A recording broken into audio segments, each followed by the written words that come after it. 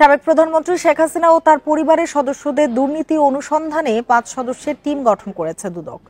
এর আগে মঙ্গলবার দুর্নীতি অনুসন্ধানের অনুমোদন দেয় দুদক। এছাড়া মানিকগঞ্জ একের সাবেক সংসদ সদস্য এম নাইমুর রহমান দুর্জয় ও ফেনী 2 আসনের সাবেক সংসদ সদস্য নিজামউদ্দিন হাজারীর বিরুদ্ধে মামলা করেছে সংস্থাটি।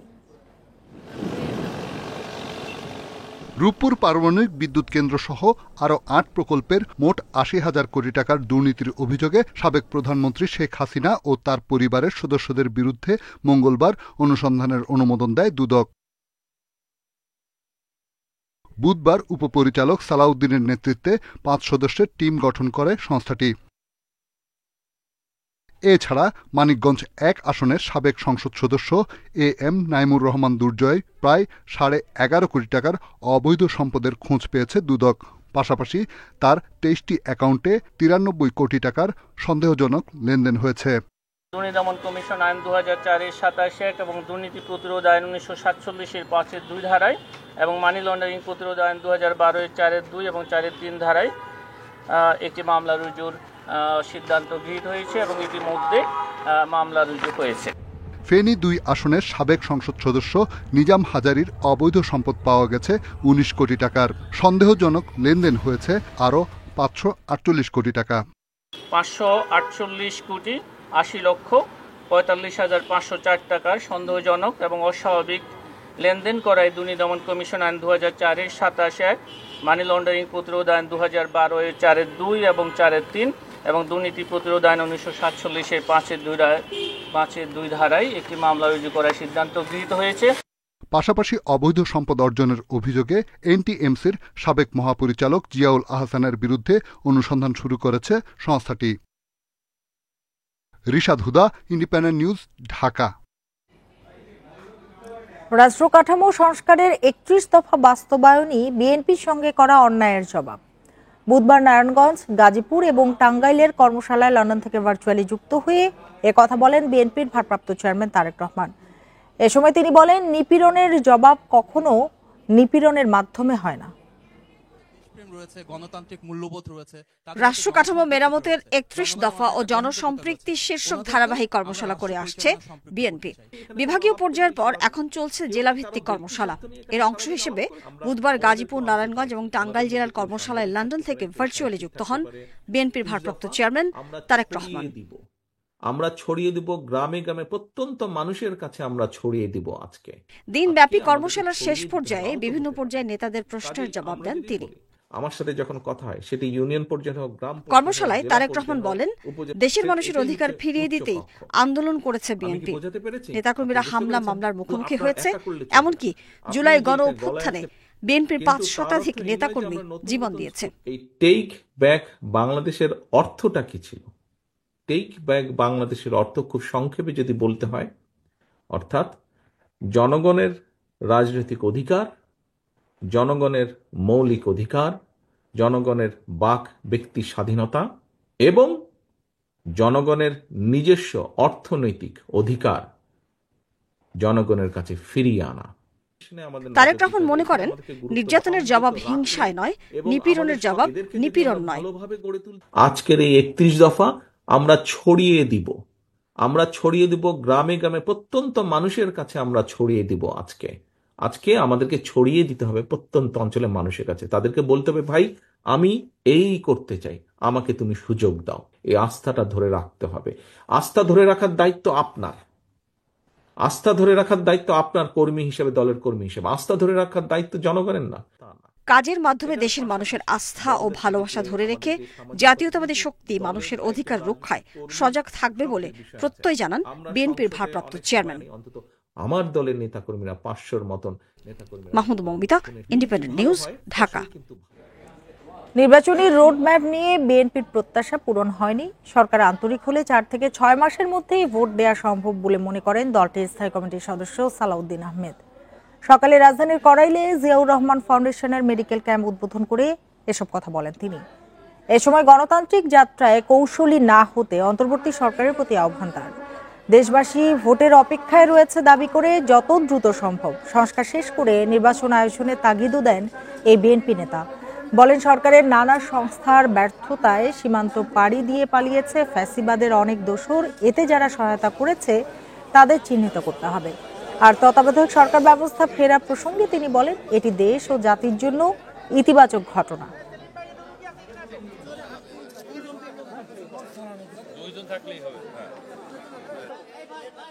নির্বাচনের রোডম্যাপ জনগণ প্রত্যাশা করেছিলেন মাননীয় প্রধান উপদেষ্টার কাছে, এই অন্তর্বর্তী সরকারের কাছে। সেই প্রত্যাশা আমাদের পূরণ হয়নি। যে ঘোষণাটা এসছে গতকালকে প্রধান উপদেষ্টার পক্ষ থেকে তার প্রেস সচিব দিয়েছেন, সেটা ওনার ভাষণেরই একটি অংশ ছিল। আমরা 10 ট্রাক অস্ত্র চোরাচালান মামলায় লুৎফুজ্জামান বাবর সহ 7 জনকে খালাস দিয়েছে হাইকোর্ট। ডেথ রেফারেন্সের উপর শুনানি শেষে বুধবার বিচারপতি মোস্তফা জামান ইসলাম ও বিচারপতি নাসরিন আক্তারের বেঞ্চ এ রায় দেন। আদালত পর্যবেক্ষণে বলেছে, তদন্তে ঘাটতির কারণে প্রকৃত তথ্য উঠে আসেনি। বলা হয়েছে, কোনো প্রমাণ ছাড়াই বিচারিক আদালত তাদের সাজা দেয়। 2014 সালের 30 জানুয়ারি 10 ট্রাক অস্ত্রের 2 মামলায় রায় দেয় চট্টগ্রামের বিশেষ ট্রাইব্যুনাল। মতিউর রহমান নিজামী, লুৎফুজ্জামান বাবর, রেজ্জাকুল হায়দার, আব্দুর রহিম ও পরেশ বড়ুয়া সহ 14 জনকে দেয়া হয় মৃত্যুদণ্ড।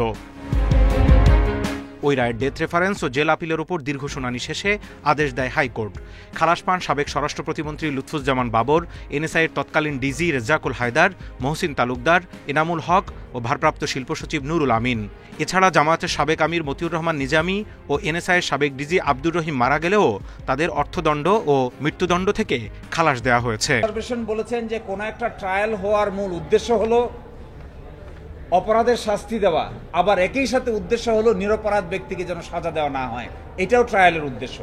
এবং তিনি বলছেন যে পুলিশের দায়িত্ব হলো প্রপার ইনভেস্টিগেট করা, প্রপার আসামিদেরকে প্রপার এভিডেন্স আদালতের সামনে উপস্থাপন করা। পুলিশ যদি সেটি ব্যর্থ হয় তাহলে আদালতের সামনে খুব বেশি কিছু করার থাকে না। এছাড়া উলফা নেতা পরেশ বড়ুয়ার মৃত্যুদণ্ডের সাজা কমিয়ে যাবজ্জীবন কারাদণ্ড দিয়েছে হাইকোর্ট। আরও 6 আসামিকে 10 বছর করে কারাদণ্ড দেয়া হয়েছে। পর্যবেক্ষণে 10 ট্রাক অস্ত্র মামলার তদন্ত নিয়ে প্রশ্ন তুলেছে আদালত। যাদেরকে খালাস দিয়েছেন তাদের বিরুদ্ধেও কোনো সাক্ষী প্রমাণ পাওয়া যায়নি, আর যাদেরকে সাজা দিয়েছেন তাদেরকে যেহেতু আপনার ডেথ সেন্টেন্স কমিউট শুধু না, এটা মাত্র 10 বছরে এনে দিয়েছেন। এখন পূর্ণাঙ্গ রায় পেলে পরে আমরা দেখতে পারবো যে কোর্টের অবজারভেশন বা কোর্ট কোন কোন পয়েন্ট এখানে ডিসাইড করেছেন। এই স্মাগলিং যেটা, সেটা প্রমাণ হতে হলে দেখতে হবে যে কেউ আর্থিকভাবে লাভবান হওয়ার জন্য বা কোনো অর্থের কারণে এই স্মাগলিংটা সাধারণত হয়ে থাকে।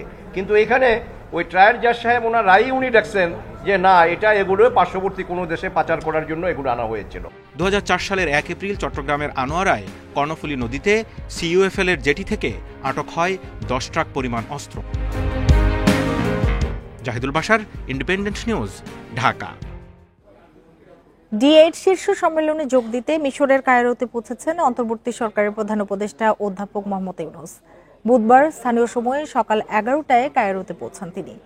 কায়রো আন্তর্জাতিক বিমানবন্দরে তাকে স্বাগত জানান মিশরের পাবলিক বিজনেস সেক্টর মন্ত্রী মোহাম্মদ শিমি।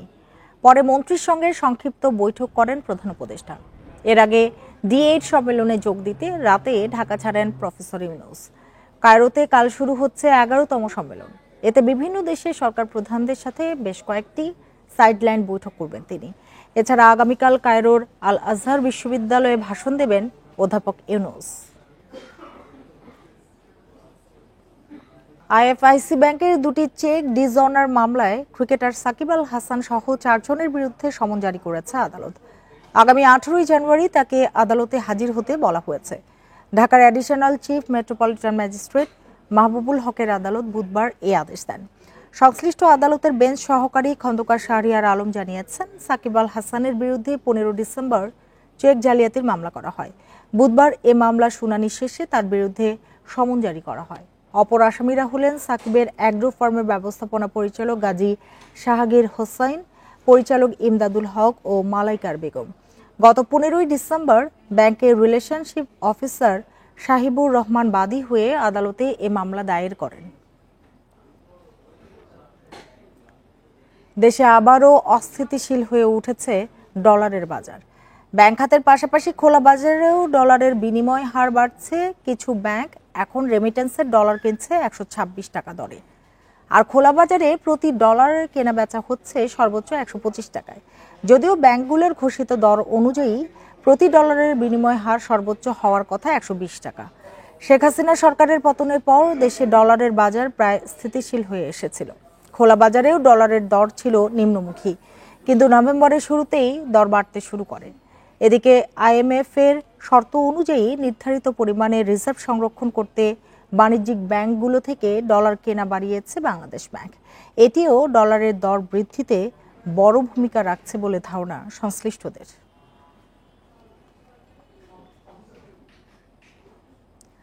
জলবায়ু বাজেটে সর্বোত্তম ব্যবহারে সরকার প্রতিশ্রুতিবদ্ধ বলে জানিয়েছেন পরিবেশ, বন ও জলবায়ু পরিবর্তন বিষয়ক উপদেষ্টা সৈয়দা রিজওয়ানা হাসান। বুধবার রাজধানীতে এক সেমিনারে পরিবেশ উপদেষ্টা এসব কথা বলেন জলবায়ু পরিবর্তন ট্রাস্ট ফান্ডের অর্থ বরাদ্দের গাইডলাইন হালনাগাদ করা হয়েছে। এবার সর্বোচ্চ সতর্কতার সঙ্গে অর্থ বরাদ্দ করা হয়েছে। তিনি আরো বলেন, আন্তর্জাতিক সংস্থা থেকে প্রাপ্ত জলবায়ু ফান্ডের অর্থ যথাযথ ব্যয় নিশ্চিত করতে হবে। কোন কোন খাতে অগ্রাধিকার দেওয়া উচিত তা নির্ধারণের কাজ চলছে। তিনি বলেন, বাংলাদেশের মতো জলবায়ু ঝুঁকিপূর্ণ দেশগুলোর ক্ষেত্রে ন্যায়সঙ্গত ও সমতা ভিত্তিক আলোচনার উপর গুরুত্ব দিতে হবে।